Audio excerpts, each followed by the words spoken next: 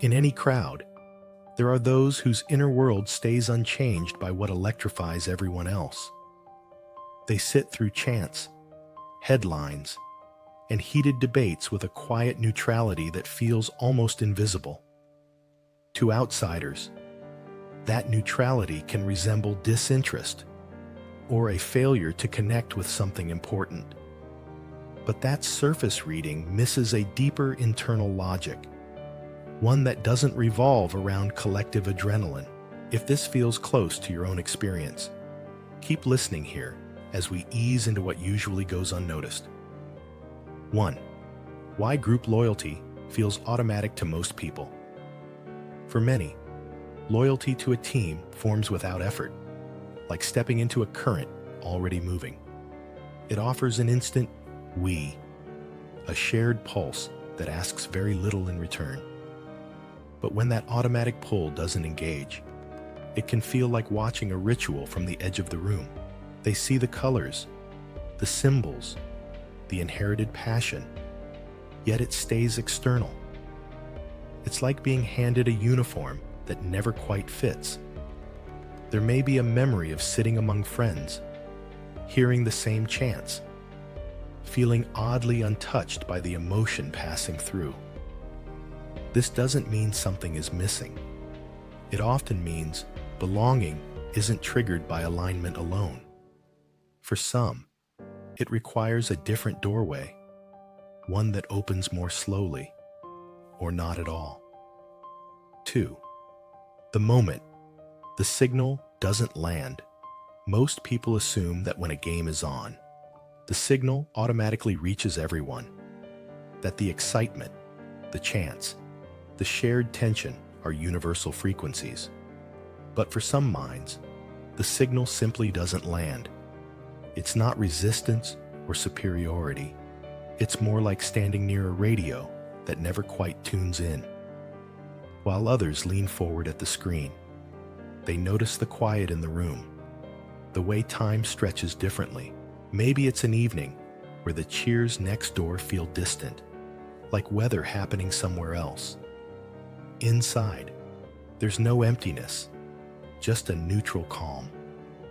This moment isn't a failure to connect. It's a different reception pattern. And once you notice it, it quietly reshapes how you understand your own attention. 3. When the tribal instinct has a higher activation threshold. We tend to think tribal instinct is either present or absent. In reality, it can simply have a higher threshold. Some people don't attach easily to large, abstract groups because their system waits for something more specific, more personal. It's like a smoke detector, calibrated to avoid false alarms. They might enjoy moments of shared excitement, but it fades quickly, leaving no residue. Picture someone leaving a crowded bar after a big match, relieved by the quiet street, breathing easier once the noise drops away. This isn't rejection of community. It's selectivity. Their instinct isn't weaker. It's quieter, more deliberate, and it often stays dormant until a connection feels real enough to justify waking it. 4. How the brain allocates. It's limited attention. Attention is a finite resource, even though culture treats it like an endless supply.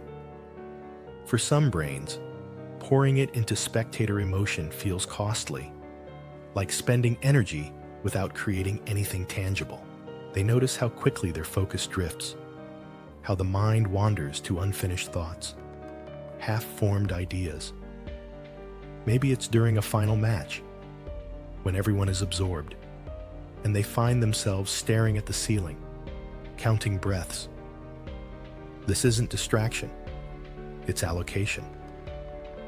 Their attention naturally moves toward spaces where it can shape, reflect, or build something internal. There's no judgment in that shift, just an unspoken preference. And over time, it becomes clear that where attention goes isn't random. It follows a quieter logic, most people never question. 5. Borrowed achievement versus self-created meaning. Shared victories offer a borrowed sense of achievement, a lift that comes from association. For many, that's enough. But some feel oddly hollow afterward, like applauding a play they didn't act in. They may enjoy the moment, even smile, yet nothing settles inside. Later, alone, they feel more grounded finishing a small personal task, creating something modest but theirs. It could be writing a page, fixing a shelf, learning a new skill in silence. This isn't rejection of joy. It's a preference for meaning that originates inward. Borrowed emotion fades quickly for them. Self-created meaning lingers. Neither is superior. They simply feed different psychological systems, and not everyone is nourished by the same kind of win. A different kind of belonging and participation. Not obsessing over sports doesn't mean opting out of life. It often means participating on a different frequency. Some belong through conversation, through shared work, through quiet presence rather than loud alignment. They might feel most connected sitting beside someone, not chanting with them. There's a scene, two people in the same room, doing different things, comfortable in the lack of spectacle. That's participation too. It just doesn't announce itself. This kind of belonging doesn't rely on schedules or seasons. It grows slowly, almost invisibly. And while it may never look impressive from the outside, it carries a steady warmth. One that doesn't spike or crash, but stays, asking very little and offering just enough. Not everyone feels the pull to lean forward when the crowd erupts, or to let their mood rise and fall with a scoreboard they don't control.